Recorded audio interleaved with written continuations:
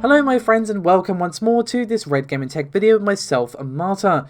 Hope you guys are all having a good start to your week. We've got quite a bit to get stuck into today, but we're going to kick off today's proceedings with something from Intel's Jasper Lake. So for those of you wondering what on earth Jasper Lake is when it's at home, basically it's an update to Intel's low-end segment, which is for embedded solutions. So essentially this is just a next-gen CPU for, again, low-end, should I say, which is codenamed Jasper Lake. However, we have a benchmark which has been discovered by the ever-reliable Rogame over on Twitter, and of course you can find his tweet linked in the description below this video. So the specs we actually see on the benchmark are a 4-core, 4-thread CPU running at 1.1 GHz base and 1.12 GHz boost. For those of you scratching your head going, hang on, isn't that awfully low? That's because, well, this is only a sample and the actual frequency of the final chip will be much higher. We are expecting it to be around 3 GHz. Now, Jasper Lake will be using Intel's Tremont CPU architecture and of course will be designed on a 10nm manufacturing node. And while the benchmark doesn't actually mention what graphics this CPU is actually going to have, Rogame himself does speculate that Intel will be making use of the Gen 11 graphics IP for this. Now obviously this is just speculation, but if that turns out to be accurate, that's actually going to be quite the upgrade, considering that Jasper Lake is meant to be the successor to Gemini Lake, which use Gen 9.5 graphics. So if it does indeed use Gen 11, that's quite a nice kick up, as I'm sure you'd agree. So, with all that said, let's move on to our next topic, which is yet more comments from Tim Sweeney, who has been quite the chatty fellow over the last few days. So we recently discussed some very interesting comments from Sweeney about how the PS5 storage and I/O architecture is much more advanced than what's currently available on the PC. Now, since he made those statements, there have been several people keen to point out that there are already PC SSDs out there capable of roughly matching the I/O speed of the SSD. However, Tim explained in a long series of tweets on his account, and of course you can find the link in the description below this video, and he went on to say how he believes the PS5's architecture is simply more efficient in this regard. And he said, quote, systems integration and whole system performance. Bringing in data from high bandwidth storage into video memory in its native format with hardware decompression is very efficient. The software and hardware stack go to great lengths to minimize latency and maximize the bandwidth that's actually accessible by games. Those PC numbers are theoretical and are from drive into kernel memory. From there, it's a slow and circuitous journey through software decompression to GPU driver swizzling into video memory where you can actually use it. The PS5 path for this is several times more efficient, and then there's latency. On PC, there's a lot of layering and overhead. Then you have the issue of getting compressed textures into video memory requires reading into RAM, software decompressing, then calling it into a GPU driver to transfer and swizzle them with numerous kernel transitions throughout. Intel's work on non-volatile NVDIMMs is very exciting and may get PC data transfer on a better track over the coming years. So, very, very interesting stuff, especially when you keep in mind that Tim recently said that Epic have been working for quite a long time alongside Sony to create the Unreal Engine 5 demo. Now, of course, the Nanite and Lumen features will be supported on the Xbox Series X and the PC, as they have recently clarified. But it is interesting to keep in mind that Tim obviously will know the PS5's architecture for I/O pretty much inside and out, given how closely he's been working with Sony. So his comments are very, very interesting. How much of a difference this actually makes, not only versus high-end PCs, but of course versus their direct competitors in the Xbox Series X, is obviously something that's still very hotly debated, and is something we're just going to have to wait and see to find out in terms of practice when we have it in our hands, finally. Really looking forward to this generation, as I've said multiple times. Really looking forward to Microsoft's event in July. Hopefully we'll get to see some cool games. But speaking of events, we have some rumours regarding the PS5 reveal. Now, of course, we've had lots of rumours, discussions, speculation on not only when Sony are going to be revealing the PlayStation 5 to us finally, but also why they haven't actually shown the console. Now, obviously, Paul has discussed this at length, and what we have heard, at least, is basically that Sony does not want to show a hand-built model, because they actually think that if they don't show investors a hand-built, a mass-produced model, sorry, should I say, people won't believe that they can actually mass-produce this thing, and they'll actually suffer as a result of this. So they want to make sure that they have the mass production sorted so they can show investors, this is what customers will actually hold in their hands, blah, blah, blah. However, we have lots of rumours swirling around again about when Sony are going to be revealing the PlayStation 5. There is a new source that suggests that we could be seeing the PlayStation Event in June. And this once again comes from the VentureBeat writer Jeff Grubb. Now recently he shared his schedule of planned events through the next couple of months. Now among them is a State of Play, which is obviously Sony's answer to Inside Xbox or Nintendo Direct, and obviously we recently had a State of Play just purely for Ghost of Tsushima, and how good does that game look? Oh my goodness. Anyway, June the 4th is the rumour from Jeff himself, but he has previously stated that it would be early June on the Reset Era forums.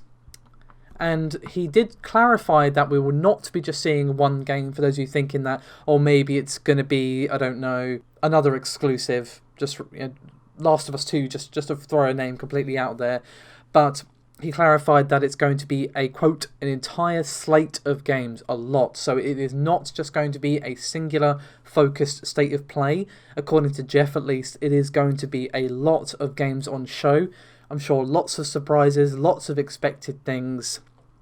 I just hope it's true, to be honest, because Sony have been so quiet, and according to them, they're happy to let the console speak for itself. They're not in any rush to answer to Microsoft's very strong marketing push for the Xbox Series X. They're not trying to react. They're taking their time. They're happy to let the console speak for itself, and obviously the games speak for themselves. Whether or not that ends up panning out, well, unfortunately I misplaced my crystal ball as per normal. So of course, do take this with a pinch of salt, but June is what we have consistently heard, and June does actually make sense, given that we would normally be getting news in June, at E3. Obviously, Sony was not going to be at E3 even before it was cancelled, but still, we would normally be hearing things around that sort of time. Gives people time to save up for the release, which obviously is expected to be holiday this year. So our next topic for today is something that has me really, really hyped. I really hope it's true. And basically, it's rumours that the one and only Bloodborne is finally going to be coming to the PC. Now, the leak is courtesy of Respawn First. You can, of course, find their article linked in the description below this video. But the leak itself states, quote, Bloodborne is currently in development for PC. I wanted to go ahead and get this to you guys who love to game on PC. This could take 10 months up to a year to get announced, but other Sony games comes to PC might get announced first, and this later. If you thought that Horizon was the only one coming to PC, then prepare to get blown away. But yeah, do not take this as 100% confirmation and wait for official news. And of course, take every leak with a grain of salt. My sources are from the gaming industry and the world's most active gaming forum, that is Era. Fully trust them on this one and have known them personally for a few years now. Peace out. So, this also leads to some interesting speculation. So obviously, Horizon Zero Dawn 2 is a thing. This has been officially announced. And obviously, the Horizon Zero Dawn PC announcement and the Horizon Zero Dawn 2 announcement came pretty hot on the heels of each other, if I recall correctly. So this has kind of got my speculation senses tingling, that perhaps the reason Bloodborne is coming to PC is the fact that From Software are working on Bloodborne 2, or potentially are going to be working on it once they're done with Elden Ring. Now obviously that is pure speculation based upon a speculation, so massive heaps of salt in each hand please.